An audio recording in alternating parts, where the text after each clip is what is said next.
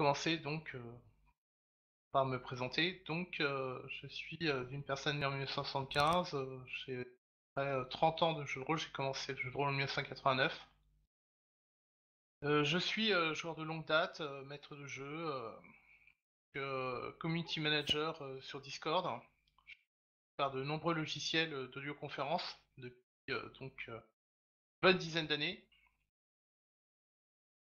J'ai donc animé pas mal donc de communautés et du coup j'espère pouvoir vous présenter donc correctement cette idée quand même un peu particulière et qui, grâce aux récents événements, a pris un essor assez incroyable.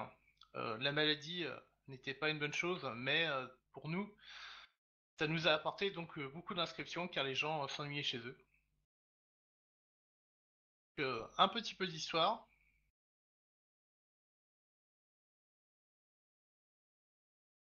Euh, Avant d'en arriver aujourd'hui, où je suis fondateur d'une micro-fédération de serveurs de jeux de rôle Discord, enfin de serveurs Discord orientés jeux de rôle, bien, il y a très très longtemps, est né donc le jeu de rôle. Il y a une légende là-dessus que je n'ai pas pu vérifier, mais disons que dans les années 60, nous avons eu donc les premiers jeux de rôle, puis des succès commerciaux dans les années 70, puis ça s'est développé de plus en plus avec différentes périodes.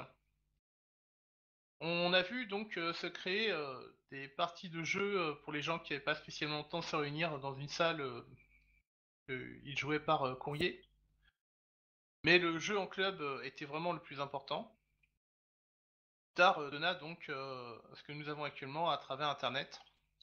Les gens n'avaient pas la facilité donc pour se réunir dans une salle. Dans mon cas, par exemple, j'habite en pleine campagne, dans un chef-lieu, et il est difficile de réunir assez de personnes pour organiser une partie jeu de rôle. Le fait que les outils d'aujourd'hui nous permettent de se trouver hein, et de éventuellement se donner rendez-vous pour jouer, donc regrouper ensemble autour d'une table, ce qui est une bonne chose, mais qui n'est pas évident.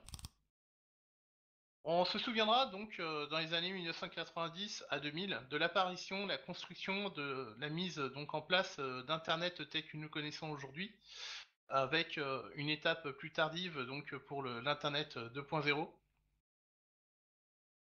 Euh, Nous avons eu pas mal de logiciels qui se sont succédés pour l'audioconférence. Historiquement, dans l'ordre TeamSpeak en 2001, Skype en 2003, Mumble en 2005, Discord en 2015. Chacun d'entre eux donc étant de plus en plus riche, avec une qualité audio donc de plus en plus aboutie, des fonctions de plus en plus nombreuses ou beaucoup plus sélectionné et travaillé selon le cahier des charges et la volonté donc des gens qui ont créé le logiciel. Par exemple, le plus récent, donc Discord, ils ont voulu faire un logiciel vraiment qui s'adresse à un maximum de gens. Donc, on a dedans des fonctions qui, par exemple, pour nous, pour le jeu de rôle, n'ont aucune utilité, mais qui sont très utiles pour d'autres activités. De nombreuses versions de ces logiciels se sont succédées, et ainsi que bien des concurrents qui sont apparus puis ont disparu faute de succès. Donc, ça a été quand même assez pléthorique. Et aujourd'hui, donc, il nous reste les quatre logiciels que j'ai cités précédemment et qui encore aujourd'hui donc connaissent un succès certain. Un chiffre pour notre activité, donc le jeu de rôle, pour la forme la plus simple que l'on nomme le RP. J'ai trouvé sur un annuaire donc de recherche de serveurs plus de 200 000 serveurs de RP, une forme de jeu de rôle où il n'y a quasiment aucune règle. Ça a beaucoup de succès auprès des plus jeunes, mais pas que. Donc, historiquement, ce que nous avons eu pas mal, donc, c'est forum écrit dans un premier temps, que l'audioconférence n'était pas vraiment possible. Puis est venue l'audioconférence avec une timide apparition de la visioconférence. Mais le problème était simplement que les gens n'ayant pas des débits internet, d'accès internet vraiment terribles, ils ont été obligés de se contenter de l'audioconférence. Puis avec le temps, donc la visioconférence a pu se faire une place. Mais je ne m'inquiète pas trop, tout ceci a un avenir, à tel point que maintenant nous avons la réalité virtuelle qui est apparue depuis quelque temps et qui de plus en plus, comme vous le constatez avec, entre autres ce festival, hem, elle est de plus en plus utilisée et a un réel avenir. Alors, la diversité des communautés de jeux de rôle sur Discord est quand même assez effarante, elle est énorme. Donc, vous avez, près, tous les types, de communautés. Celles qui, proposent, tous les titres de jeux, et qu'ils réussissent à se procurer et à proposer. D'autres qui sont vraiment très spécialisées. Exemple, ce que moi j'essaie de proposer dans ma micro-communauté. Un serveur, contient une offre pour, une règle de jeu avec, toutes les versions de cette règle de jeu. Prendre un exemple, par exemple, le jeu de rôle, Judge Dredd, un jeu qui a connu donc de nombreuses versions, dont une, récemment. L'intérêt, c'est que quand vous avez besoin donc de trouver une réponse, à une question, vous pouvez donc, trouver assez rapidement quelqu'un qui est susceptible de vous parler donc, de l'univers du jeu, des règles du jeu, de répondre à vos questions. Après, nous avons aussi, un autre aspect, c'est la grande diversité des profils, des administrateurs de serveurs, ainsi que des personnes qui, bénévolement les aident. Quand vous regardez la diversité des gens autour de vous, eh bien, c'est simple. À part le fait que les personnes doivent être très, très motivées et éventuellement avoir un caractère un peu fort pour, donc, s'investir durablement dans cette activité, généralement, bénévole, sauf très rares cas. Donc on trouve de tout, le pire comme le meilleur. On a croisé, quelques individus qui étaient absolument, abjects. À l'inverse, on a trouvé des gens qui avaient la main sur le cœur, et entre les deux, vous avez un petit peu de tout. Donc c'est très intéressant car finalement, qui que vous soyez, vous pouvez ainsi trouver des personnes avec qui vous pouvez avoir des affinités, et ainsi trouver la communauté avec qui vous serez à l'aise et vous pourrez donc vous investir dans ce loisir. Ah, il faut savoir aussi que les politiques dans les serveurs sont très très variées. Vous pouvez avoir donc, un administrateur qui se la fait, «Je suis un dictateur, quand je cause, tout le monde se tait et si j'ai envie de kicker quelqu'un pour m'amuser, je le fais». Donc forcément ça c'est le mauvais exemple et vous avez à l'inverse, un exemple qui est peut-être pas, le meilleur, mais qui est, aussi un autre excès, dans l'autre sens. Là aussi, c'est une question de feeling, après donc, personne qui dirige un serveur ainsi que les personnes qui l'animent et vous voyez si, ça colle ou pas. Il en faut pour tous les goûts. Alors, les jeux joués que l'on peut trouver dans ce type, de serveur, peuvent être, quasiment de tout type. Alors il faut savoir que les communautés, sur Discord, sont vraiment très, très, très diversifiées. Alors là, par exemple, récemment, j'ai créé un serveur, pour, les personnes qui souhaitent apprendre à jouer de l'harmonica et pouvoir donc communiquer en français, mais vous trouvez vraiment sur absolument tous les sujets. C'est pareil pour le jeu de rôle. Vous pouvez trouver un serveur Discord, par exemple, qui vous parlera du grandeur nature extrêmement bien si vous avez dedans des gens qui connaissent leur affaire et qui sont très motivés pour partager leurs connaissances de ce loisir et envie à autrui donc de les rejoindre lorsqu'ils organisent une manifestation. Donc on trouve beaucoup de jeux société, plateau, du wargame. Donc comme je l'ai dit tout à l'heure, une quantité invraisemblable de serveurs de RP. Nous avons aussi donc des joueurs de JDR par forum ou écrit via Discord, qui, pour ceux qui pratiquaient par forum, le font peut-être encore aujourd'hui, mais qui parfois ne le font plus du tout. Beaucoup ont migré vers Discord parce que c'est un outil un peu plus souple. Donc ça leur permet en temps réel de faire tout un tas de choses, avoir des notifications. Nous avons donc aussi beaucoup, alors dans la forme que moi je m'efforce de proposer, le jeu de rôle donc à table virtuelle, dit papier et crayon. Alors que lorsque vous jouez donc réel, vous avez donc ce qu'on appelle le jeu papier et crayon, mais à table, que le terme virtuel peut être à sa place là. C'est le temps qui nous dira si les gens l'adoptent ou pas. les lieux de rencontre pour organiser des parties IRL à table, physique, papier et crayon, donc sont maintenant plus facilement trouvables, car par différents moyens, entre autres des serveurs Discord dédiés et bien d'autres moyens, donc des sites internet, web, etc. On peut trouver des initiatives qui vous permettent de vous inscrire et de vous proposer en tant que joueur, voire même de faire une recherche. Alors il y a un système comme ça qui est intégré dans le logiciel de table virtuelle Roll20. Des logiciels concurrents qui font très bien donc leur travail, eux par contre n'intègrent pas forcément dans leur site internet donc qui accompagne le logiciel cet aspect-là. Dans les outils, nous avons parlé de Discord, les logiciels d'audioconférence, également donc les sites internet, très importants, web, tout dépend comment on veut dire les choses. Mais nous avons aussi ces fameux logiciels de table virtuelle. Alors, comme ce sont des anglophones qui, premiers à ma connaissance, ont connu le succès avec des logiciels de ce type, l'appellation anglaise Virtual Tabletop, donc VTT en abrégé, a fini par devenir dominante.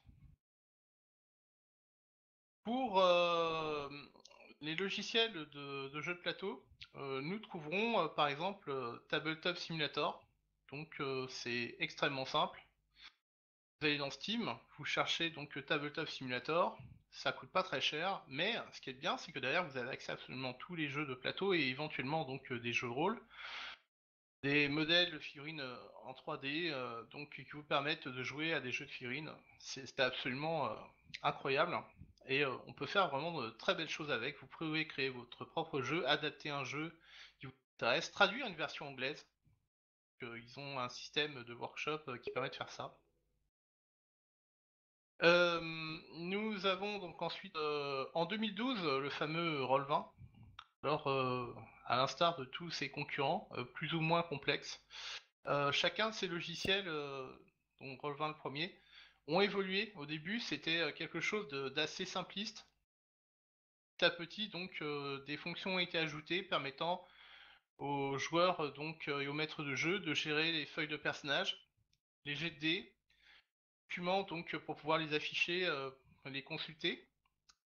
Avoir donc un visuel en 2 dimensions,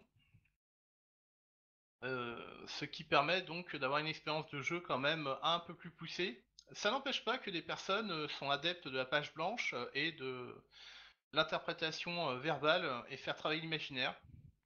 Je m'en rien contre, au contraire, il faut que toutes les formes de jeux de rôle puissent exister et que les gens puissent trouver la façon de jouer qui leur plaît. Mais il faut noter quand même que d'un maître de jeu à l'autre, quelle que soit la forme de jeu, un jeu peut être complètement différent. Pourtant, ce sont les mêmes règles. Juste une question de comment le maître de jeu interprète, fait jouer et surtout utilise l'outil, la règle du jeu. Alors vous avez donc plein d'autres logiciels de table virtuelle en 2 dimensions. Donc personnellement, j'utilise le terme VTT 2D. Je vous citerai parmi certains qui sont très actifs et plutôt connus, Rollsteam, par mon camarade Hobby. Fantasy Ground, disponible sur Steam. Bon, un peu onéreux, mais le principe est intéressant. Surtout pour les jeux vraiment commerce, ils font quand même assez fort pour certains titres. Et vous en avez donc plein bien d'autres et il en sort régulièrement. On a par exemple récemment Allied Game, donc au Canada anglophone, qui ont développé et doivent avoir sorti, là faut que je vérifie, un logiciel de VTT 3D nommé Adventure Roll. Eux ils y sont pas allés avec le doigt et les cuillères, ils ont carrément pris le moteur physique Unreal Engine et ils ont fait donc une expérience qui c'est du jeu vidéo pur et dur. Vous jouez avec un logiciel de table virtuelle, mais vous avez l'impression vraiment de jouer à Quake ou à un autre jeu vraiment très abouti. Euh, que ben comme vous êtes obligé d'attendre votre tour pour bouger votre personnage et interagir, donc ça se fait par étapes. Alors donc tous ces logiciels-là ne sont pas apparus en même temps. On a eu il y a très très longtemps donc Rollistic, Nous avons eu, si je me souviens bien, Mapool, qui donc est apparu, comme je l'ai indiqué en 2012, Roll20, et ça n'a pas arrêté depuis.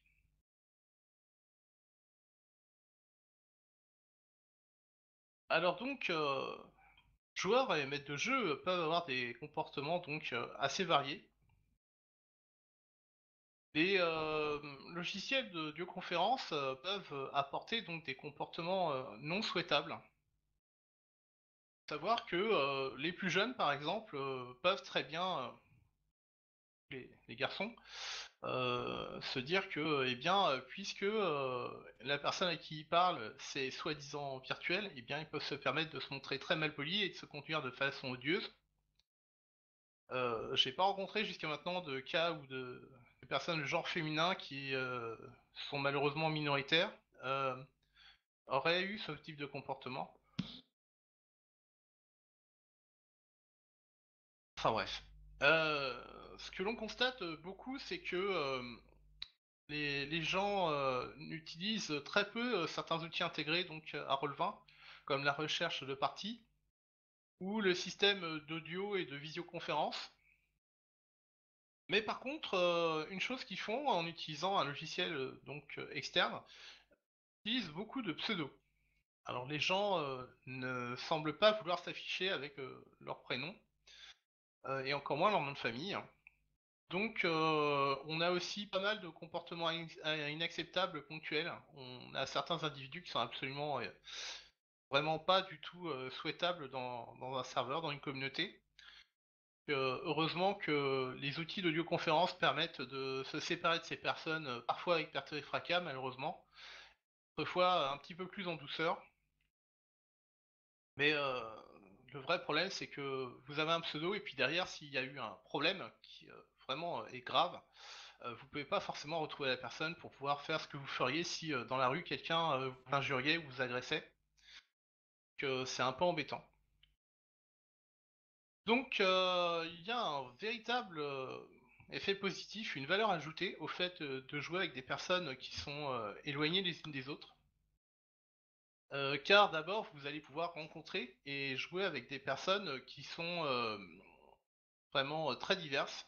J'ai un exemple, par exemple, j'ai pu jouer avec des expatriés donc francophones, de plusieurs pays européens francophones, donc qui sont, partis un peu partout dans le monde.